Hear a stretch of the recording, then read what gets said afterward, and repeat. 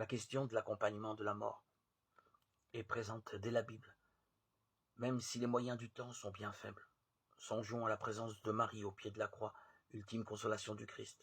Plus largement, la Bible fonde la défense de la vie. J'ai placé devant toi la vie et la mort. Choisis donc la vie, de Deutéronome 30, 19. La vie humaine est le fondement de tous les biens, la source, la condition nécessaire de toute activité humaine et de toute communion sociale.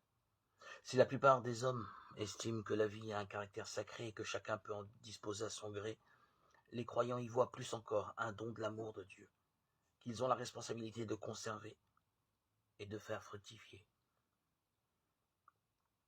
L'euthanasie est une grave violation de la loi de Dieu en tant que meurtre délibéré moralement inacceptable d'une personne humaine. L'euthanasie s'oppose à la fraternité. Si je choisis de mourir parce que je me sens trop vieux, j'envoie à tous ceux qui sont plus vieux que moi le signal qu'ils doivent mourir. Pendant des siècles, les chrétiens ont développé des arts qui devaient aider les mourants, même si c'était avec une sensibilité qui n'est plus la nôtre.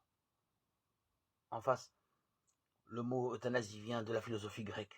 Les philosophes antiques, comme Sénèque, se suicidaient quand la vie devenait insoutenable.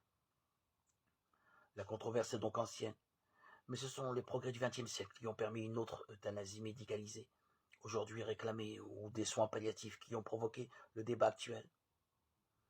Nous devons condamner l'euthanasie et promouvoir le développement des soins palliatifs.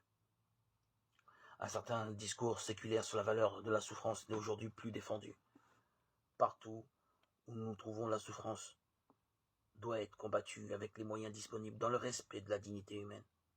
Les soins palliatifs, quand ils sont déployés dans leur vérité, proposent un accompagnement pluridisciplinaire qui mobilise les soignants, les aumôneries, les familles et autres proches pour donner aux souffrants le plus grand réconfort possible. Pour un croyant, la religion est un immense soutien dans ces heures de fin de vie. Mais la mort demeure un mystère, elle ne sera jamais domestiquée. Comme on le dit trop souvent, chacun la vivra à son tour, seul face à son Dieu.